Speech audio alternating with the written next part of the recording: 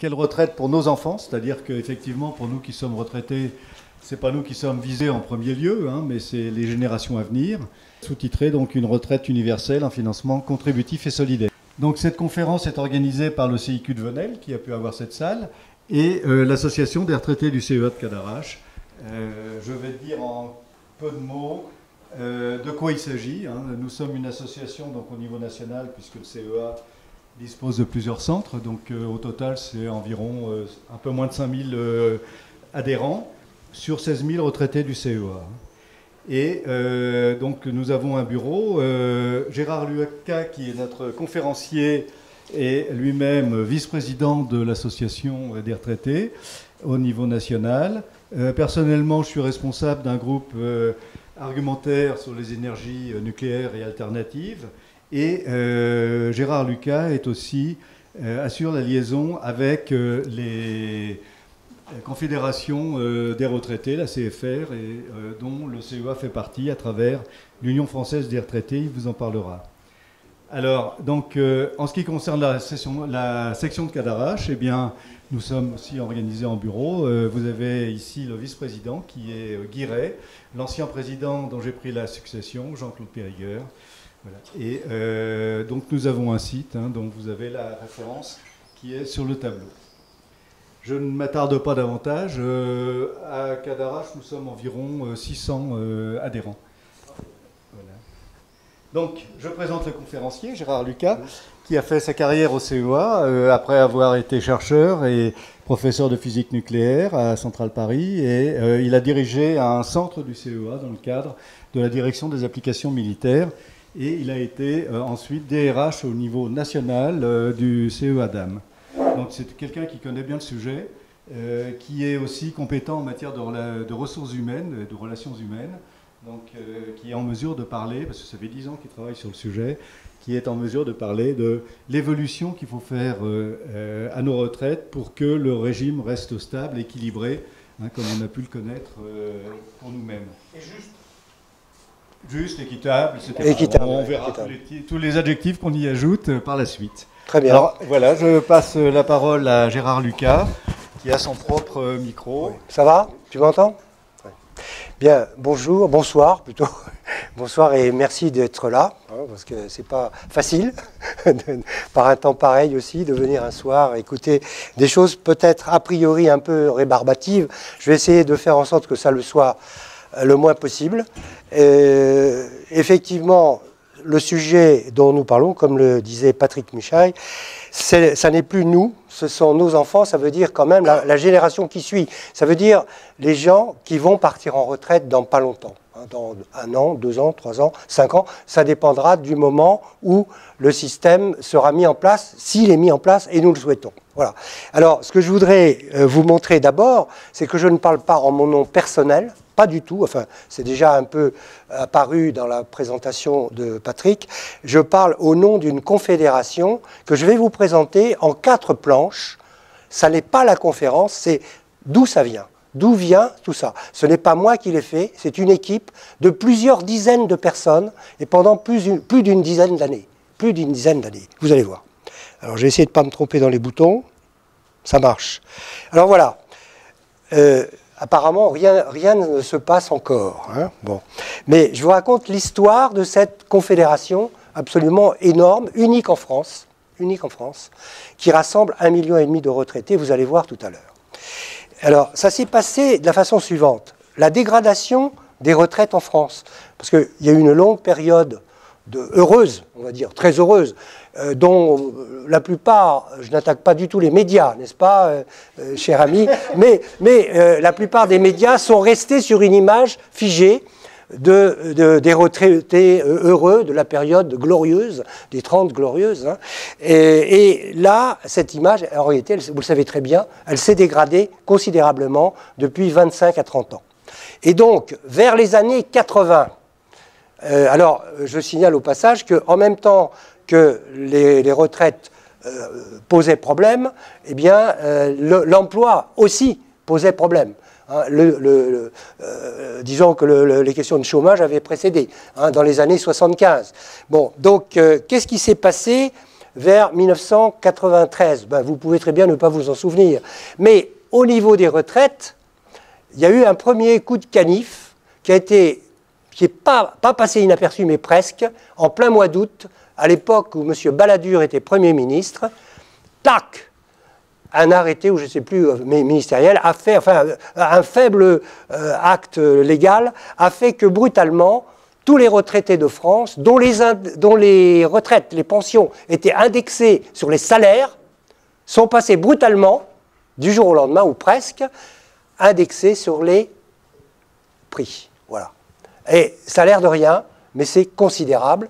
Vous verrez, nous verrons tout à l'heure les effets sur une courbe qui montre le pouvoir d'achat des retraités au fil des ans sur les 25 dernières années. Et donc, qu'est-ce qui s'est passé en France?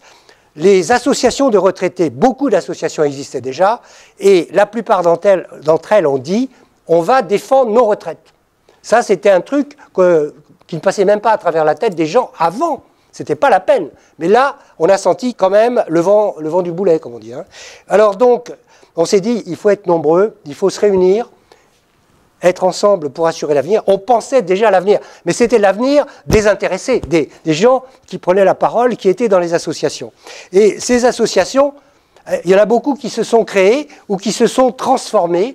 Et vous allez voir, voilà, il y en avait plus que ça encore, hein, mais il y en avait quelques milliers. Et disons que environ 2500 actuellement de ces associations. Alors vous voyez au passage l'association des retraités du CEA, ici, là, je l'ai mise au centre, elle se distingue un peu des autres. Hein. Et ces associations se sont déjà regroupées entre elles comme elles pouvaient. Comme elles pouvaient, et ça a donné des fédérations. Les fédérations, c'est ça, voilà, fédération. Voilà. Alors, je ne vais pas expliciter tous les sigles, il y en a trop, mais disons que l'Union française des retraités, c'est la nôtre. Vous voyez, elle a la même couleur, enfin le même fond que la RCEA. L'Union française des retraités, et puis à côté, donc, d'autres fédérations exactement du même modèle, c'est-à-dire des gens de bonne volonté qui étaient dans des associations de retraités et qui ont dit, mais il faut qu'on s'occupe nous-mêmes de défendre nos retraites parce qu'il y a danger. On sentait déjà qu'il y avait quelque chose. Et alors, donc ça, c'était, disons, ça s'est déclenché en 93, et vers 98, à la fin des années 90, ces associations commençaient à intervenir et aller à Matignon, en délégation, etc. Mais comme c'était que des associations, on n'en parlait pas trop, ça n'a pas de résonance, n'est-ce pas, peu importe. Et donc, elles se connaissaient. Au bout d'un moment, elles se sont reconnues entre elles. Et le déclic est arrivé, et elles ont dit, mais on va se réunir, on va tous se réunir. Et elles ont créé la Confédération française des retraités, qui est toujours vivante. Vous voyez, elle a été créée, cette confédération, en 2000. Je viens de vous faire le film de 98 à 2000. Aujourd'hui, c'est 1,5 million de retraités. Et l'idée, c'est quoi? C'est de pouvoir parler au nom de tous les retraités, pas seulement 1,5 million. 1,5 million, c'est 10% à peu près des retraités en France. Il n'y a pas l'équivalent. Vous pourrez chercher, vous ne trouverez pas. Hein. Alors, premier truc, être nombreux, ensemble. Force électorale.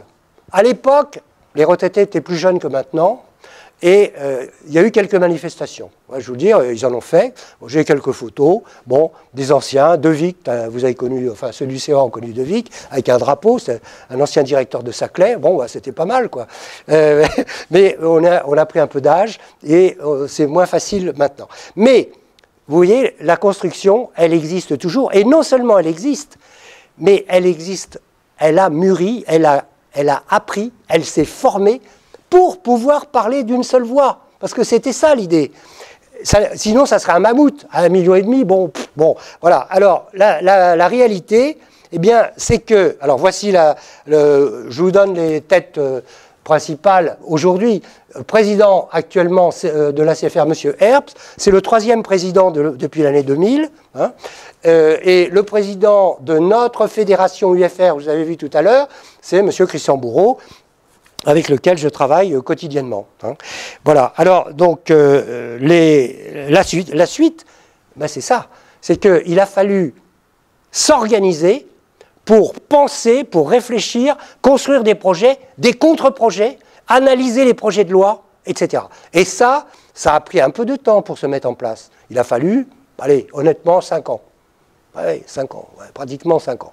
Mais, regardez bien, nous balayons, nous couvrons tous les sujets qui concernent les retraités jusqu'à l'Europe. L'Europe, ça vous paraît peut-être bizarre, hein, mais à l'époque, on avait remarqué une chose, c'est que les associations en Europe, dans d'autres pays européens, étaient souvent mieux accueillies qu'en France. Et à Bruxelles, en particulier, on écoutait les grandes associations comme ça. Alors, donc nous nous sommes associés. Il y a une association européenne, dont on n'a jamais le temps de parler, qui fait 20 millions de retraités. Et la CFR, avec 1,5 million, ben, elle n'est pas ridicule du tout. Voilà. Alors, donc, il y a eu cette deuxième phase, vous voyez, où on s'est structuré, mais ce n'est pas rigide, il n'y a pas d'hierarchie là-dedans. Hein. C'est une association loi 1901, la CFR. Comme toutes les autres, comme les fédérations. Tout le monde se décline en loi 1901. Et c'est parfaitement démocratique. On se fait élire au conseil d'administration, et puis après on passe à l'échelon supérieur. Puis finalement, c'est pas très compliqué. Donc, une fois qu'on a eu acquis cette maturité, on s'est dit, il faut quoi faire? Ben, agir. Agir. Mais l'action, là, attention, c'est constructif. C'est du constructif.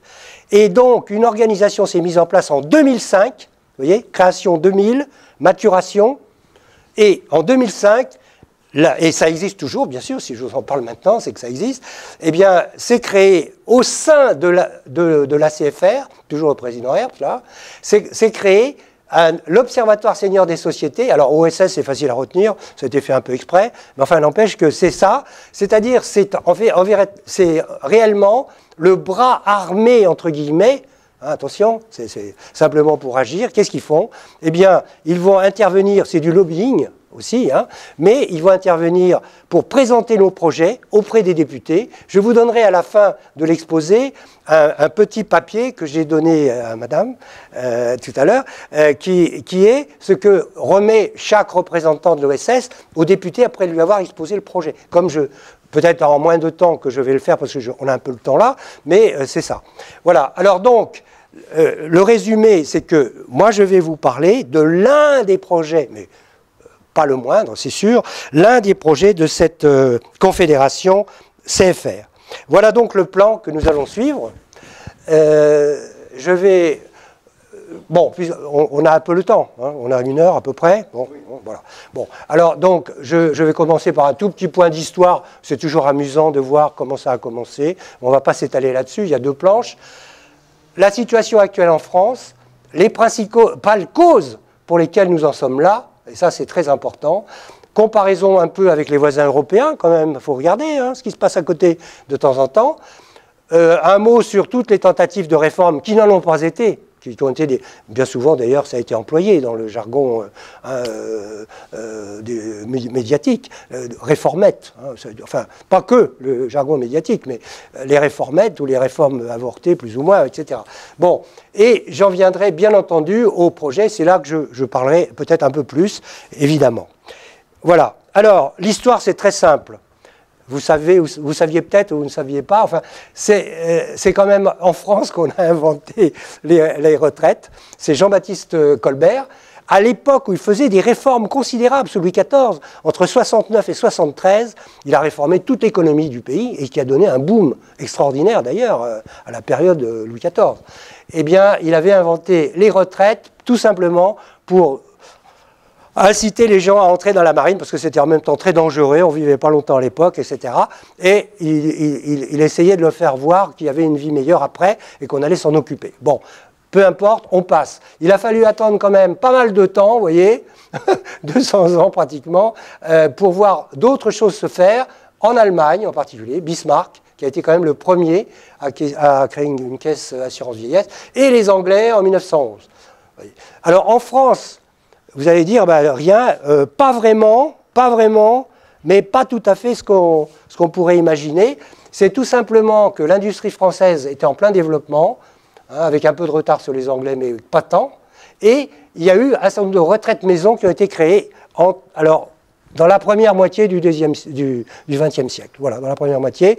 Et ça, c'est pas négligeable. On va les retrouver après différemment.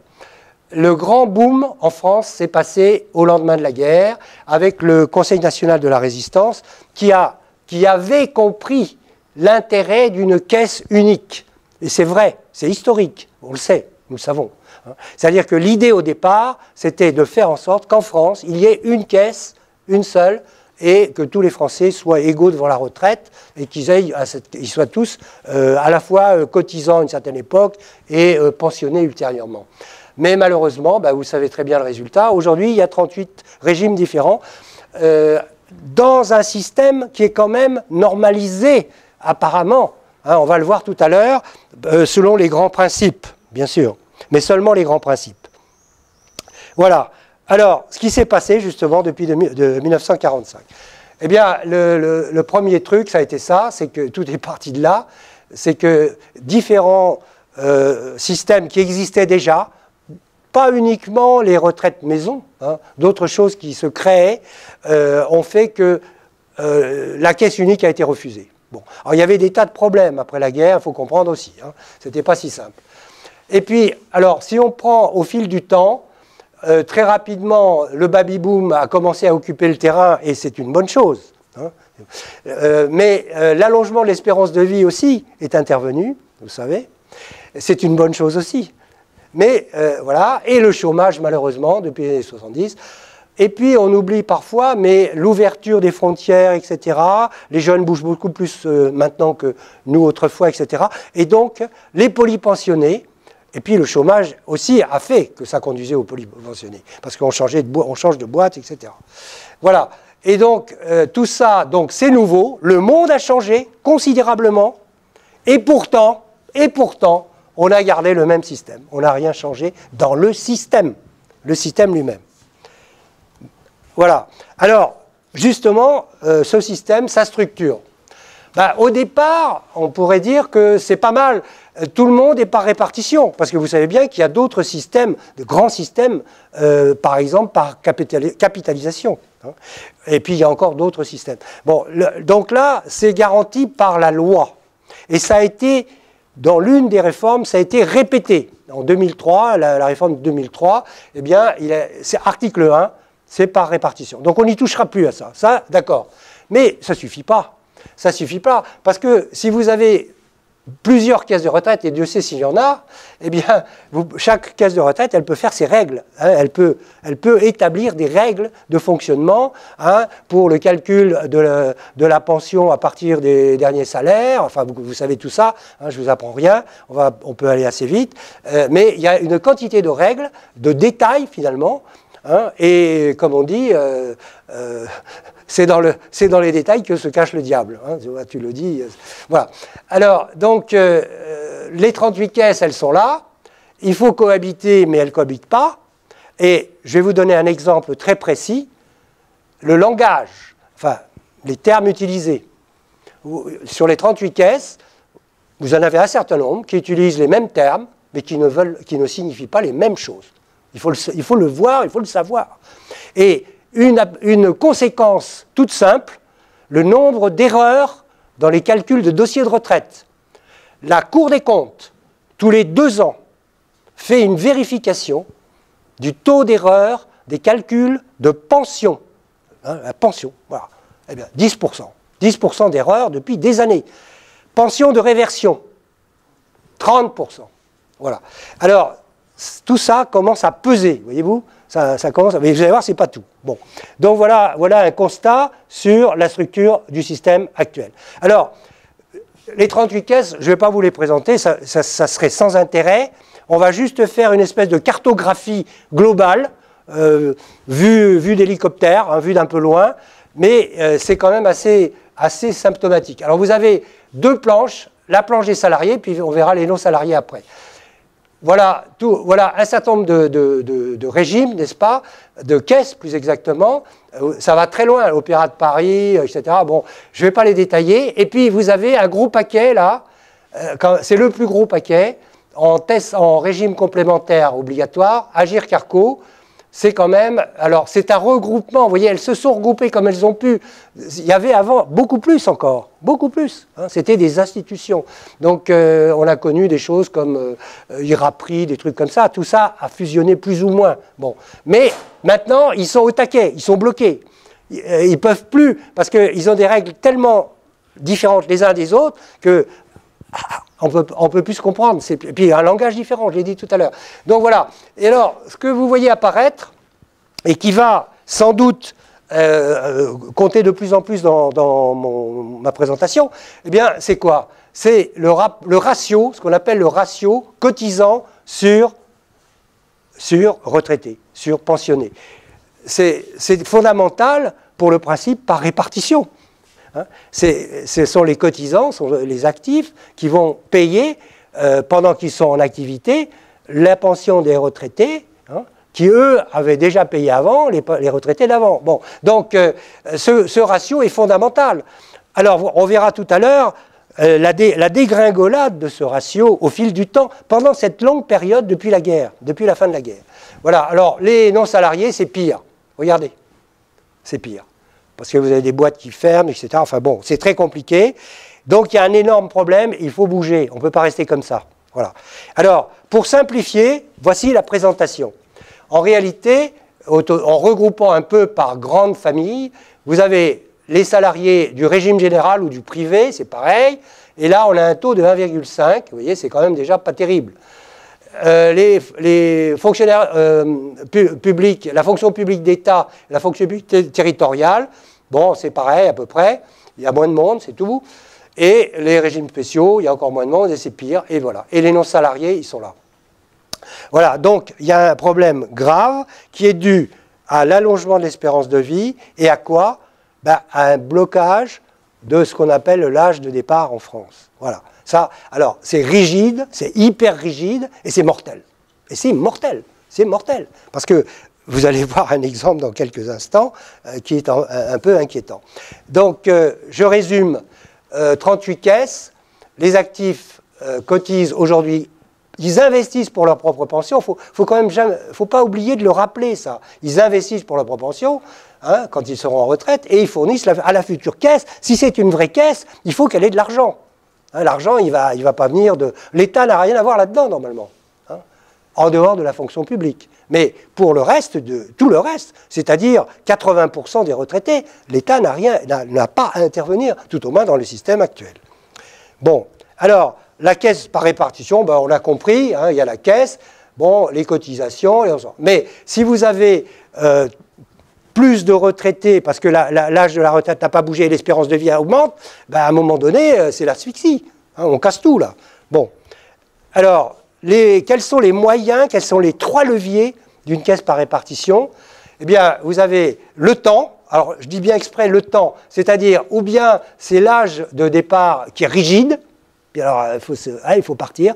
Hein, on a vu des gens partir malgré eux. Hein, je me souviens, le passage à 60 ans, il y avait des gens qui ne voulaient pas partir. Ils avaient envie de continuer. Bon, ils ne pouvaient pas. Bon. Durée de cotisation ou âge de départ. Puis alors, les deux autres, bah, c'est le taux de cotisation des actifs et le montant des pensions. Le taux de cotisation des actifs, il est maintenant le même partout. Ça n'a pas toujours été le cas. Hein. Bon. Il y avait des taux à 7%, il y avait des taux à 10%. La cotisation salariale. Hein. Bon, quant à la cotisation patronale, ben, ça dépend. Enfin, normalement, c'est de l'ordre de 15%. Voilà. Et puis, maintenant, tout le monde est à 10% au niveau de la cotisation salariale. Voilà. Donc, voilà les 3 leviers. Alors, maintenant, je vous avais annoncé ça. Regardons, puisqu'on vient de parler du passé, un petit coup dans le rétroviseur, où on en était au départ. 6 à 8 actifs pour un retraité. Aujourd'hui, vous avez déjà vu les chiffres tout à l'heure, je vous les remontre ici. Donc, il y a un problème, à vouloir ne pas bouger comme ça, eh bien, on est en train de se suicider. Alors, voilà, ben, écoutez, j'ai un peu anticipé, mais vous voyez, tout est là. Tous les éléments, voilà, âge départ figé, espérance de vie qui varie et qui augmente. Tant mieux, tant mieux. Mais alors, est-ce qu'on n'en tient pas compte? On a même fait une petite marche arrière en croyant bien faire, parce qu'il y avait du chômage. L'histoire des 60 ans, c'est pas autre chose. On s'est dit, bah, ça va arranger le chômage. Pas du tout, vous allez voir la suite. Malheureusement, c'est pas possible de régler ça comme, disons, une équation arithmétique. C'est beaucoup plus subtil. Alors, la pyramide des âges, voilà, on y va. On y va, et regardez comme elle est belle. Parce qu'elle est belle. Elle est belle, en ce sens que nous avons la chance d'être dans un pays où ce n'est plus une pyramide. Autrefois, la France, c'était comme ça. Ça dépassait pas ça, voilà, et c'était comme ça.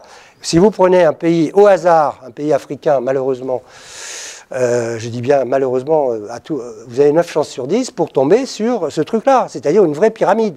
C'est-à-dire qu'il y a une mortalité infantile énorme, un manque de soins, etc. Et eh bien, on meurt à tous les âges de la vie, et puis on meurt eh bien, finalement, pas beaucoup surnage. Voilà. Bon, ici, c'est l'inverse. C'est l'inverse. Donc on doit être content. Bah, on est content. Bon, mais pour être complètement content, il faut aussi s'occuper du reste. Hein. Et moi, c'est ce dont je vous parle ce soir. Voyez-vous ? Alors, vous voyez, là, c'est les âges. Hein, c'est les années de naissance. Donc, avec un départ par là, eh bien, vous ne trouverez jamais 7 fois ce qui est au-dessus. Hein, et là, eh bien, l'âge moyen augmente. Ça continue de monter. Hein, ça continue de monter. Alors, vous avez quelques marques ici. Et ça, c'est le baby-boom. Ça, c'est le baby-boom. Alors, vous voyez que le baby-boom est en train de passer. Donc ça rajoute une couche de 10% à peu près hein, au problème, hein, mais il faut l'accepter, c'est tout, c'est simple. Mais par contre, il faut être moins rigide sur cette question de l'âge. Hein, je crois qu'on commence d'ailleurs à l'être, hein, mais c'est dur, c'est très difficile. Donc, conséquence, alors quelques chiffres aussi pour fixer les idées. Actuellement, l'ensemble des pensions en France, c'est pratiquement 800 millions par jour. 290 milliards. 800 millions par jour. C'est l'ensemble des pensions. C'est 13,5% du PIB. On le verra tout à l'heure quand on fera des comparaisons avec les pays voisins. Les besoins de financement prévisibles en 2020, compte tenu de la situation, si on ne change pas, c'est 20 milliards par an. C'est 25 milliards par an à partir de 2020. C'est-à-dire 1% du PIB. Alors, 1% du PIB, ça paraît pas beaucoup. Enfin, attention, 25 milliards, c'est pas négligeable non plus. Hein. Bon. Alors, un exemple vécu ces dernières années. Ces dernières années, vous en avez entendu parler beaucoup dans la presse, à certains moments, etc. Et on va voir le détail de cet exemple en quelques planches, vraiment quelques planches. Mais je rappelle quand même que Agirc Arrco, les deux ensemble, distribuent chaque année 70 milliards de pensions. C'est pensions complémentaires, hein, retraites complémentaires. Depuis 2010, ils perdent 3 milliards par an. Donc ce n'est pas la catastrophe, mais il faut faire quelque chose. Parce que c'est irrémédiable, compte tenu de ce que je viens de dire tout à l'heure. L'espérance de vie continue d'augmenter pour l'instant. Peut-être qu'un jour elle baissera, elle va sûrement se stabiliser. Actuellement, elle augmente encore de 3 mois tous les ans. C'est beaucoup. C'est beaucoup. Auparavant, c'était 4 mois. Depuis la guerre, depuis la fin de la Deuxième Guerre mondiale, ça a été 4 mois pendant 25 ans. Vous vous rendez compte? Bon. Alors, qu'est-ce qu'elle fait, Agirc Arrco? Que font Agirc Arrco? Ils avaient des réserves. On va voir une courbe dans un instant. Et elle avait, vous allez voir sur la courbe, elle avait prédit qu'elle n'aurait plus un sou en 2015 chez Agirc et plus un sou chez Arrco en 2017 ou 2018. Vous allez voir la courbe, il y a eu une heureuse surprise. Hein, les gens qui font les prévisions, ben, ils se sont trompés, mais dans le bon sens, là, pour une fois, au bénéfice des retraites. Hein. Et alors, qu'est-ce qui s'est passé? Pendant un an, les gestionnaires, qui sont les partenaires sociaux, hein, patronat, syndicats, l'État n'y est pas. L'État n'a rien à voir là-dedans. Et oui, il n'a pas à intervenir. Hein. Ce n'est pas son rôle. Enfin, tout au moins, il transgresserait un usage fort. Hein. Bon. Donc, qu'est-ce qu'ils ont fait? Ils ont discuté pendant un an, et j'ai mis ne résout rien à terme, c'est vrai, c'est vrai. Je vais vous dire en 2 mots les mesures. Et de toute façon, les mesures, elles s'appliquent à partir de 2019. Alors, vous voyez, je vous disais, on a bu le bouillon, on devait boire le bouillon en 2015, c'est retardé, hein, puisque là, j'ai passé de 60 à 62 ans avec la retraite, la réforme des retraites de 2010. Hein. Mais les réserves vont être quand même épuisées en 2018 et 2023. Alors, on va voir la courbe. Peut-être pas tout de suite. Oui, là, voilà. Voilà les courbes. Voilà les courbes. Alors, les réserves, c'était ça. Là, on l'a pris en 2011. Bon, quand ça a commencé à aller mal, les prévisionnistes ont fait les courbes. Ils ont tracé la fin la réserve à GIRC. Hein. Alors, vous voyez, 2015. Et la fin d'arrivée, alors c'était 2019 pour Arco. Eh bien, en réalité, grâce à la réforme de 2010, qui a pourtant fait couler de l'encre, parce qu'il y a eu 1 million de personnes dans la rue, etc. Ça a résisté. Hein. Bon, eh bien, on est passé de 60 à 62 ans. Et le 60 à 62 ans, eh bien, il a fait que la courbe bleue, elle ne coupe plus ici, mais elle coupe là. Enfin, l'année dernière, on a fait les calculs. Hein. Et la rouge, elle coupe là. Autrement dit, c'est bien dans ce sens-là, et c'est le seul choix que nous avons. Parce que je vous rappelle les 3 leviers. Les 2 autres, c'est quoi? Les cotisations et les pensions. On ne baissera pas les pensions, enfin on ne le souhaite pas. Et les cotisations, je vous signale au passage qu'elles sont augmentées discrètement, sans que les gens s'en rendent compte. Bon, voilà. Alors, je vous donne la clé. La clé, c'est simple. C'est la valeur du point. Voilà. La valeur du point à l'achat est plus forte qu'à la vente, entre guillemets. C'est-à-dire quand vous touchez la pension. Eh oui, on achète le point à 125%. Actuellement, depuis des années. Tout le monde le sait, ça. Hein. Bon, voilà. Alors, vous voyez, le processus, l'exemple Agirc-Arrco amène en même temps une grande part de la démonstration de cette histoire d'âge. Hein. Il faut quand même être conscient. On a gagné 15 ans de vie en 25 ans, mais il faut aussi savoir lâcher un peu de lest pour le départ à la retraite. Hein. C'est évident. Alors, ici, qu'est-ce que vous avez ? C'est lié, c'est forcément lié. Mais là, il y a un résumé en courbe de la baisse de pouvoir d'achat des pensionnés, des retraités d'Agirc-Arrco. Alors, Agirc-Arrco, ils sont là. Ça, c'est quoi? C'est M. Balladur dont j'ai parlé tout à l'heure. C'est la réforme Balladur hein, de 93. Alors, c'est en années, là, ça fait 24-25 ans. Bon, voilà, c'est des années, 1 an, 2 ans, 3 ans. Alors, qu'est-ce qui s'est passé? Là, vous avez les salaires. Regardez, les salaires. Là, là, vous avez les prix. Les prix, c'est l'axe médian. Hein, on se cale par rapport au prix. Et donc, même par rapport au prix, vous voyez qu'on a baissé, hein, de environ 15%. Mais en réalité, par rapport au système précédent, hein, eh bien, on a baissé de 30%, ou même plus de 30%. Voilà. C'est pour ça que les gens ne s'en rendent pas compte, mais le pouvoir d'achat des retraités a baissé en 25 ans de 30%.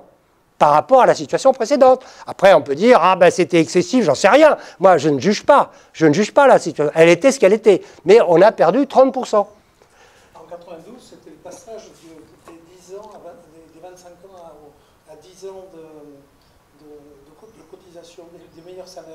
Ah oui, c'était ça. C'était ça, oui. Alors en plus, ces règles-là, ces réglottes intérieures, ont bougé, toujours dans le mauvais sens, évidemment. Donc, pouvoir d'achat. Alors, pour fixer les idées, bonjour. Alors, pour fixer les idées, vous avez ici une étude qui a été faite et qui a été validée d'ailleurs du pouvoir d'achat des retraités en 2016. Cette étude avait été faite initialement en 2009 par le CODERPA du Var. Ah oui, alors c'était pas le boulot des CODERPA, hein, pas du tout, mais disons qu'ils ont eu la possibilité de le faire, ils l'ont fait, et ça a été validé par le corps. Alors le corps, je sais pas, on l'a peut-être vu passer de temps en temps, le corps, ça veut dire, c'est le Conseil d'orientation des retraites qui travaille pour... alors d'abord, il est constitué de personnes de tous horizons, toutes tendances politiques, syndicales, etc. Enfin, tout le monde y est. On y est, nous aussi, hein. Confédération française des retraités, on y est. Bon, et donc là, on discute technique sérieux, hein, pour essayer de faire avancer les choses. Et donc, le corps a validé ce travail. Et qu'est-ce que nous voyons là-dessus? Vous avez tous les retraités, de France, pour donc la retraite montant brut mensuel, etc. Et qu'est-ce qu'on a? Eh bien, on s'aperçoit que globalement, vous avez des petites retraites minimum vieillesse, ici, retraite modeste hors CSG, c'est-à-dire dispensée, et ensuite retraite moyenne, retraite modeste avec CSG.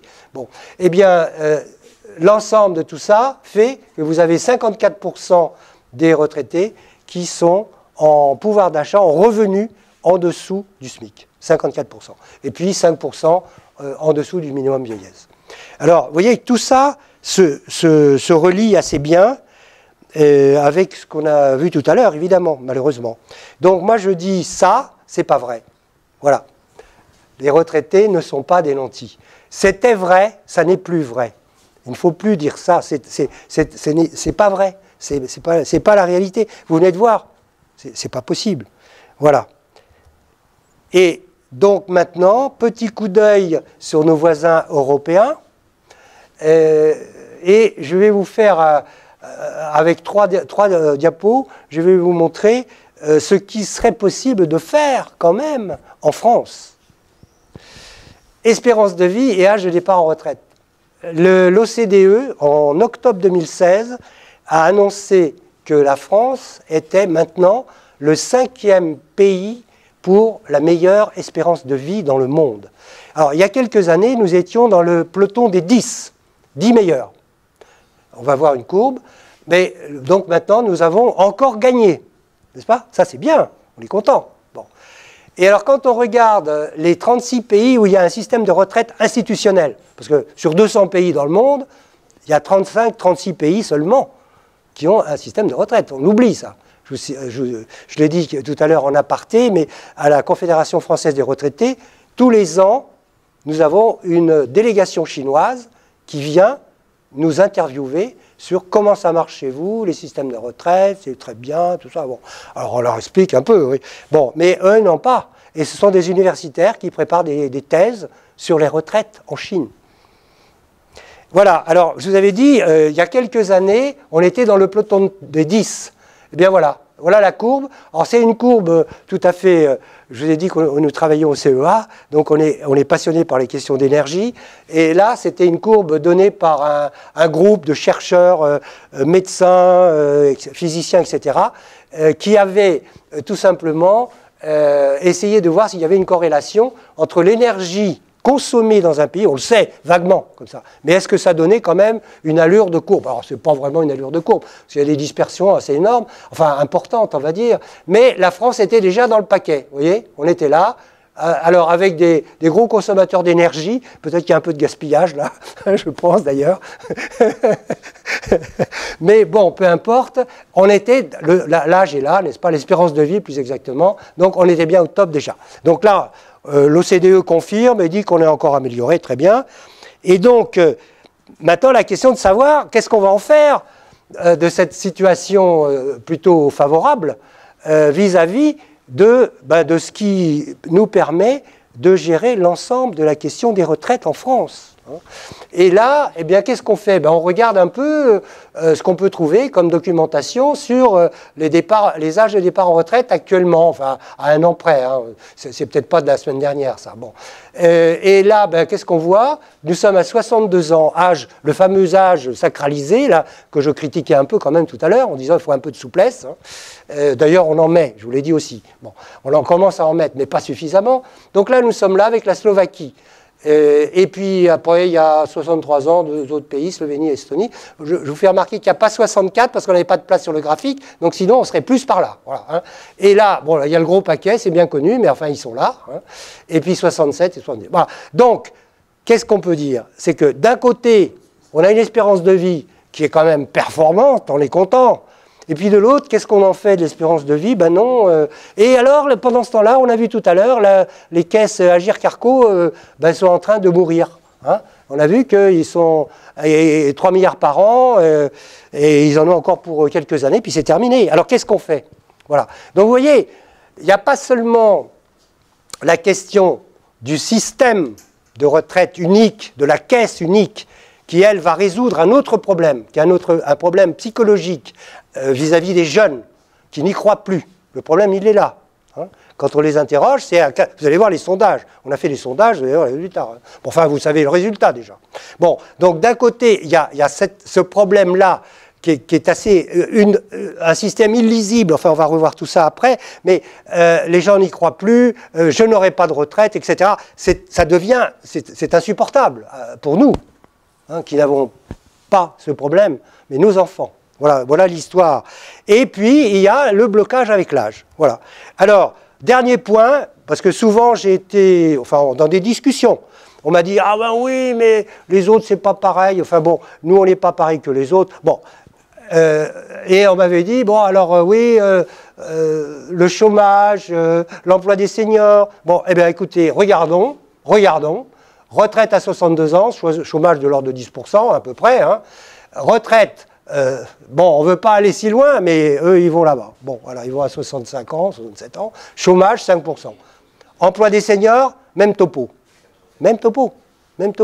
Donc, 38% avant-dernier en Europe pour le taux d'emploi des seniors. Et là, non, ça a l'air d'aller. Bon. Alors, évidemment, il y a des cultures différentes, je vous l'accorde, hein, peut-être, qui jouent plutôt en la faveur des autres, je ne sais pas, mais il y a quand même quelque chose de... il y a quelque chose de choquant quand même. Hein. Ouais. Bon, voilà. Alors, les tentatives de réforme, je vais aller assez vite. On sait que ça n'a pas donné grand-chose. Hein. On va le revoir rapidement.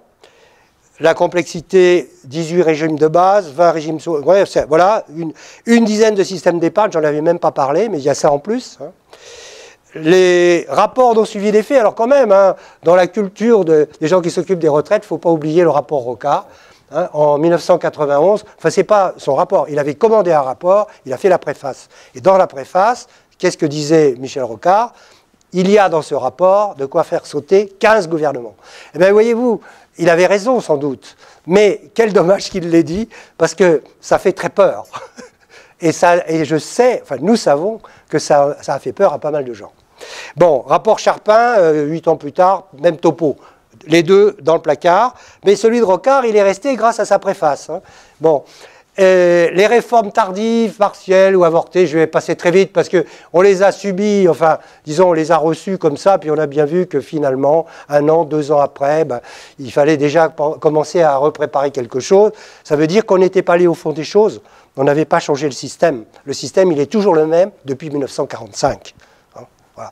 On a fait quelques fusions de caisses, d'institutions, mais en réalité, c'est toujours pareil. Et en plus, on a, pour simplifier, comme on n'y arrivait pas, eh bien, la loi de départ, bon, c'est une règle rigide on l'a vu tout à l'heure. Bon, alors, les réformes, bon, il y a eu quelques petites choses quand même qui ont été faites. On ne va pas dire qu'il n'y a rien eu de fait. Des rapprochements régime public-privé, un peu. Je peux vous donner un exemple. Je parlais du taux des cotisations salariées. Hein. Bon, eh bien, le taux de cotisation du public a été aligné sur le taux du privé. Il était différent avant. La prise en cause de la pénibilité, c'est très important. Il faudra la prendre dans le système futur. Il faudra la prendre. Eh bien, bon, ça a été fait. Égalité homme-femme aussi. Et puis, alors, il y a eu quelque chose qui n'a pas fait trop de bruit, parce que ça n'a rien de spectaculaire. Mais à l'occasion de l'une des réformes, on a commencé à injecter un peu dans les esprits qu'un jour, il faudrait faire une réforme du système complet, de fond en comble. Et donc, à partir de là, on s'était renseigné, on a vu qu'en Suède, ça avait mis beaucoup de temps, que c'est un travail énorme quand même, surtout quand on a 38 caisses. Je pense que les Suédois n'en avaient pas 38. Hein. Bon, et donc il faut déjà préparer le terrain. Pourquoi? Parce que les caisses de retraite, elles travaillent sur les carrières des gens, et les carrières dans différentes branches, les 130 métiers et tout ça. Donc, on ne va pas improviser ça au dernier moment, non, on ne pourra rien faire. Donc il faut préparer le terrain.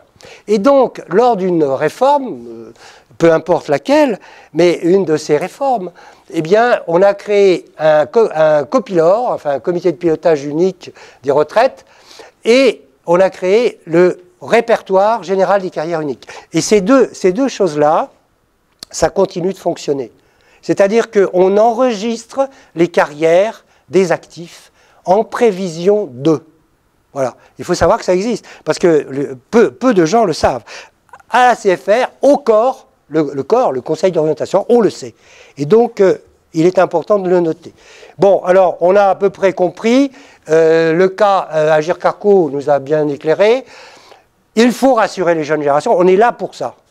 Vous voyez, le boulot de cette confédération française des retraités, de 1,5 million de retraités, hein, que des retraités, tous bénévoles, hein, mais organisés, comme vous l'avez vu au début, eh bien, il ne s'occupe plus tellement de la défense des retraites des retraités. Il a fait ça au début. Mais aujourd'hui, il s'occupe de la retraite des jeunes qui vont arriver bientôt à la retraite, des jeunes, enfin des actifs âgés, enfin déjà âgés pour des actifs qui vont passer à la retraite. Voilà. Bon, je vous passe sur l'activité recommandée, etc. Alors, quelques chiffres. Ça conforte un peu ce qu'on a déjà dit, mais disons, durée de retraite. Alors là, c'est la durée de retraite en 1980 et en 2016, pardon.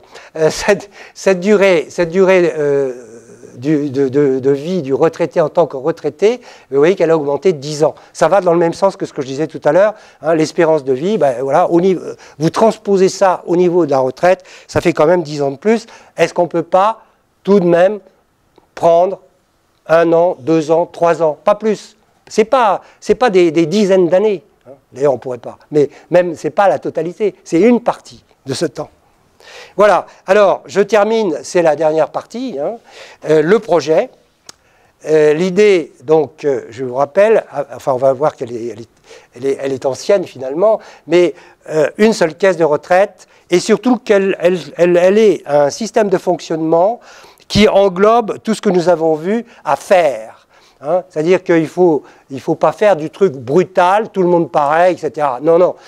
On est bien conscient qu'il y a différents cas de figure, etc. Donc là, on part d'un truc illisible, compliqué, tout n'y est pas, les 38 n'y sont pas, et n'inspire plus confiance aux jeunes. Bon, c'est donc une réforme systémique du système. On change de système, un seul régime, tous les Français égaux devant la retraite, la même pour tous. Je vous l'ai dit tout à l'heure, le Conseil national, Rocard, lui, savait, il a dit, et alors Eh bien, en 2009, en France, 2 jeunes qui s'appellent Thomas, enfin, ils sont encore jeunes, Thomas Piketty et Antoine Bozio, ont initié, avaient préparé un projet dans le cadre de la CFDT. Ouais, c'est peu connu, mais bon. Et pour des raisons qui sont en dehors de tout ce que je raconte aujourd'hui, la CFDT n'a pas continué.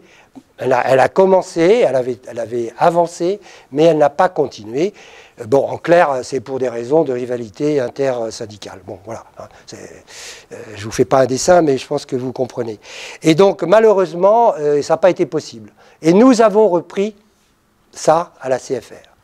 C'est-à-dire que, alors Thomas Piketty, vous savez, est parti vers d'autres horizons, il a écrit son bouquin sur le capital du XXIe siècle, il a eu un gros succès, etc. Mais toujours branché, hein, toujours branché.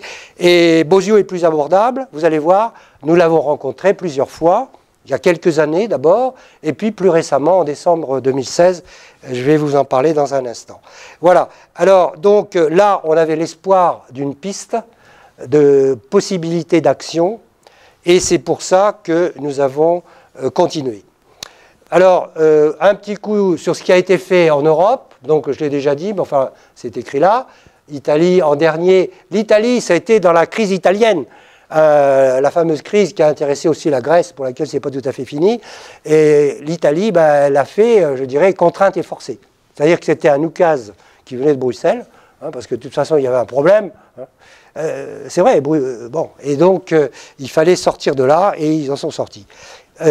En France, alors le corps dont j'ai beaucoup parlé déjà maintenant, la CFR, que je représente aujourd'hui, travaille sur le depuis 7 ans, et voilà, CFDT, la loi de réforme 2010, plusieurs articles de loi que nous avons nous, CFR, on a apporté 20 amendements à cette loi. Et dans les 20, il y a notamment le registre général des carrières et le copilor, dont j'ai parlé dans la diapo précédente. Donc, répertoire de gestion des carrières uniques. Voilà. Donc, maintenant, en deux planches, je vous propose de parcourir le projet lui-même, c'est-à-dire les points essentiels, incontournables, hein, attention, hein, on ne peut pas en laisser un seul sur le carreau.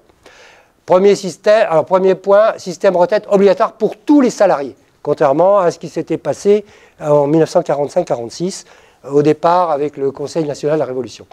Régime de retraite par répartition, par point, alors par point ou en euros. Nous, ça nous est égal. Ça fait tomber une polémique, parce qu'en ce moment on entend ça, les points, non, c'est pas bon. Ben oui, je comprends très bien les gens qui disent ça.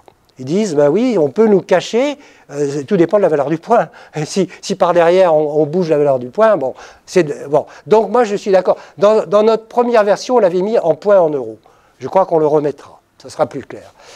Il n'y a qu'une seule caisse de retraite. Les comptes sont individuels par point, sont alimentés par les cotisations carrière nominale.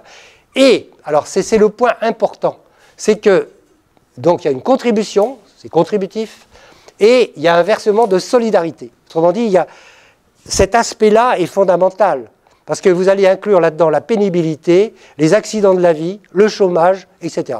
Et ça, eh bien, ça compense les aléas de la vie, et ça va être, on va voir comment ça va être financé après. Ben, voilà, c'est là, contributif et solidaire. C'est financé, en réalité, il y a une partie qui sera financée par l'impôt. Ça, on ne peut pas éviter, parce que l'équilibre de la caisse, il faut qu'il soit réalisé entre les cotisants et les pensionnés et les retraités. Donc, il y a un aspect impôt, mais qui est quand même peanuts par rapport à l'aspect contributif. Mais il corrige, c'est un correcteur, hein, on est d'accord? Voilà. Le calcul des pensions dépendra des montants cumulés, alors c'est le compte individuel, qui est consultable à tout moment, comme Agir Carco pratiquement maintenant, hein, et alors, il dépendra du montant cumulé dans les comptes individuels et de l'espérance de vie de chaque génération, sans distinction homme-femme. Voilà. Autrement dit, par tranche d'âge, sur la pyramide des âges tout à l'heure, chaque tranche c'était 1 an. Hein, c'était un an. Il y avait 61, 62. Voilà. Bon. Eh bien, par tranche d'âge, il y a une espérance de vie qui est connue, enfin qui est mesurée. Hein, l'INSEE sait vous donner ça. Hein. Bon. Donc, vous avez une indexation de l'espérance de vie par tranche d'âge. Voilà. Donc on va tenir compte dans le calcul de cette espérance de vie, c'est-à-dire combien de temps encore la personne sera retraitée. Et alors la deuxième et dernière planche, c'est lisibilité du système, c'est ce qu'on veut pour les jeunes, pour donner confiance, hein, pour qu'ils regagnent confiance. Chacun pourra connaître à tout moment le montant de ses droits et pourra, dans une certaine mesure, c'est-à-dire il y a quand même un âge minimum, il ne faut quand même pas exagérer, hein, bien sûr, mais ça n'a rien à voir avec l'âge dont je parlais avant. Hein. C'est un référentiel. Il pourra mieux gérer son âge de départ en retraite. Voilà.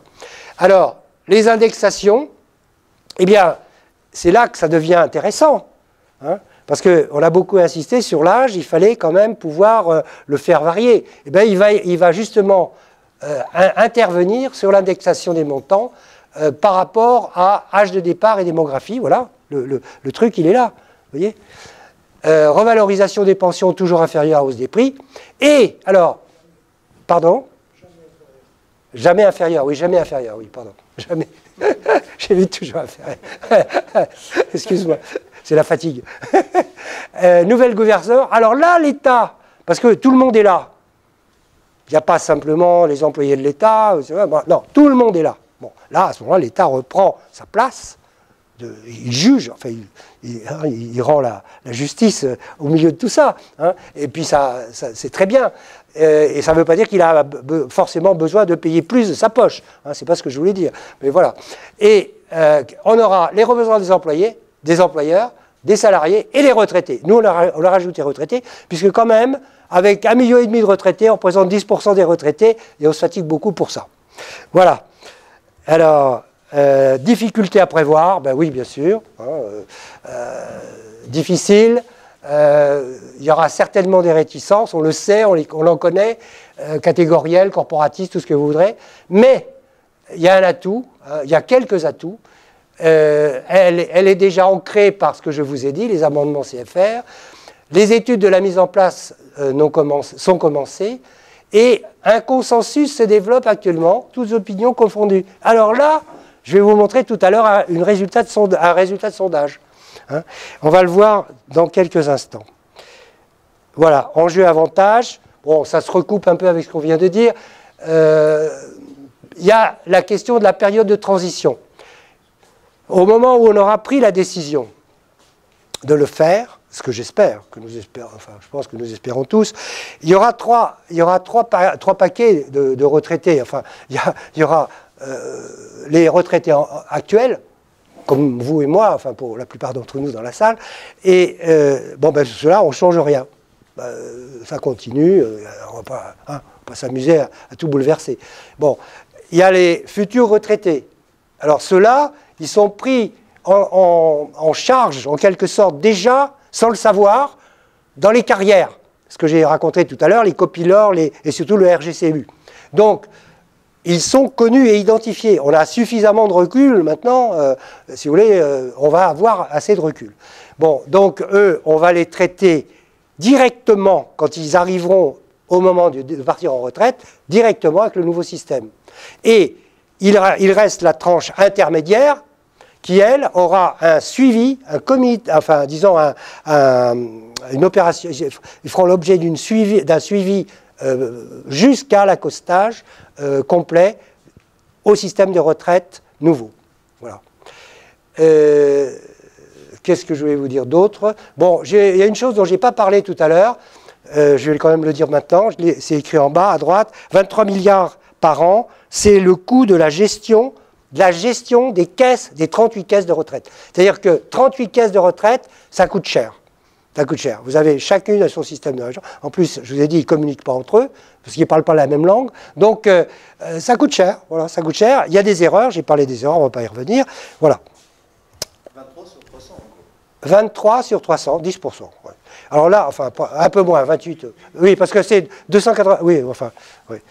8. Mais on ne va pas gagner non plus tout, hein. Attention, on va peut-être gagner 2 milliards. Ben, écoutez, 2 milliards, tous les ans, ça va, hein. Bon. Voilà.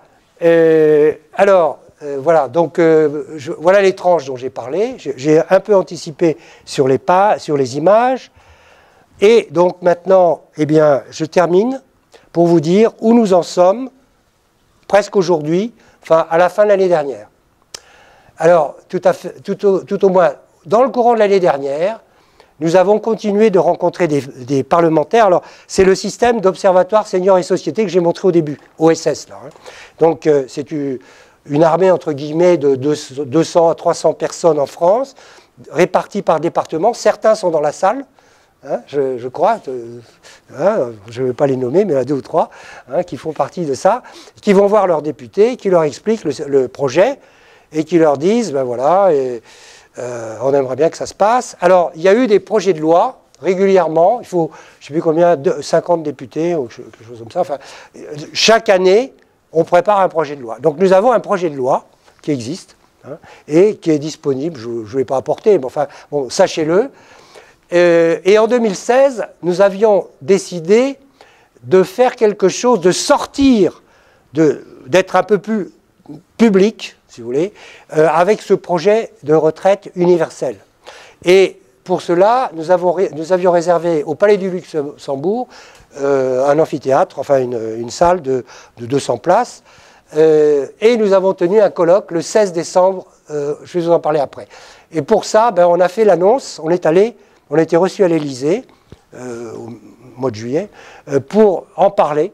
On nous avait demandé. Parce qu'on avait réservé la salle, on avait dit pourquoi, et donc l'Élysée nous a demandé de venir expliquer. Donc, M. Herbst, que vous avez vu tout à l'heure, le président et son prédécesseur, sont allés expliquer ce que nous avons fait. Alors, là, pour les projets de loi, vous voyez, c'est ça, c'est ce que je vous avais montré au début, c'est l'Observatoire seniors et société. parlementaires, députés, sénateurs, conseillers municipaux, conseillers généraux, etc. Voilà. Et puis les délégations CFR, gouvernement, parlement. Donc ça, ben, ça fonctionne depuis 2005 hein, et on continue de fonctionner comme ça. Donc qu'est-ce que nous avons fait? Je termine là-dessus. Nous avons organisé un colloque. Il y avait 170 participants. On aurait même pu faire plus, mais bon, c'est un peu comme aujourd'hui. en différent, mais bon. Et on avait surtout invité, vous voyez, M. Bozio, donc qui a un peu, nous a donné son point de vue sur notre projet. Hein, c'était intéressant.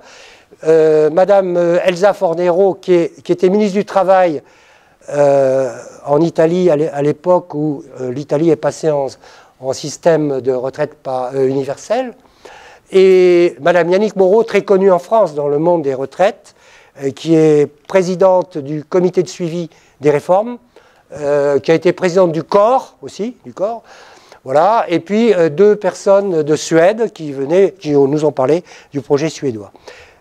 Trois tables rondes. Pour la période, bon, le régime, c'est là que chacun s'est exprimé sur son projet et sur le projet présenté par la CFR. Suède et Italie ont expliqué un peu comment ils l'ont fait. Et puis, eh bien, à la fin, on a posé la question à tout le monde. Alors, est-ce que vous pensez que c'est possible? Bon. Alors, là, ben, oui, c'est possible. Encore faut-il qu'il y ait quelques volontés pour pousser derrière. Hein, voilà. Bon, écoutez, je ne vais pas vous apprendre grand-chose, je crois que vous avez compris. Je pense qu'il faut être optimiste, on n'a pas le choix. On comprend bien qu'il puisse y avoir des difficultés, mais je crois que j'ai peut-être sauté quelque chose. Attendez. Est-ce qu'on peut aller en arrière? Vas-y. Voilà, c'est ça que j'ai sauté. Voilà, parce que je me disais, c'est pas du tout ce que je veux dire. Voilà, à l'occasion de ce colloque, nous avons lancé par l'agence Harris Interactive un sondage que nous faisons régulièrement, tous les 2 ou 3 ans. La CFR commande ce sondage, et au total depuis 10 ans, 10 ou 15 ans. Et les questions, c'est toujours un peu les mêmes, mais on change d'agence pour être sûr que quand même... bon, voilà. Et cette année, donc en novembre 2016, enfin l'année dernière plutôt, en fusion des différents régimes, 75% des gens, sur un échantillon de un peu plus de 1000 personnes, hein, de plus de 18 ans, eh bien 75% favorables. Les autres, simplification 82, sauvegarde du système par répartition 74, amélioration de l'équité 72. Dans les autres sondages, systématiquement, 2 ans en arrière ou 3 ans en arrière, vous perdez 10 points par rapport à ça. Et quand on a commencé, la première fois, on était en dessous de 50. Je vous jure, j'ai encore les plans, je vous ai assez assommé ce soir, je crois, avec tout ça. Mais croyez-moi, c'est absolument extraordinaire. C'est quand même important. Même si on perçoit qu'il y aura des difficultés, des réticences et tout ça, sachez qu'au niveau des gens, hein, du peuple, des citoyens, eh bien, c'est ça la réponse. Alors, je dis toujours, soyons honnêtes, on leur a demandé la question difficile. Est-ce que vous pensez que ça se passera bien? Et là, évidemment, ça s'avère. Oui, mais alors, comme on l'a fait depuis X années, depuis Rocard et les autres, hein, depuis 91, on a à chaque fois calé à cause de ça, c'est embêtant. Vous voyez, je ne dirais pas au-delà, mais je pourrais vous citer des anecdotes hein, où vraiment on nous a dit, ben non, nous, on est désolé, mais on ne peut pas. Hein, vous nous proposez ça, mais nous, on ne peut pas. Voilà, on ne peut pas parce qu'on ne veut pas 1 million de personnes dans la rue. Voilà, bon, je referme ma parenthèse. Voilà, j'ai terminé. T'as encore une conclusion? Bah oui, mais on l'a vu tout à l'heure. Oui, ben non, oui, ben oui. Bon, voilà. En remerciant très fort Gérard, cette brillante présentation, très diversifiée.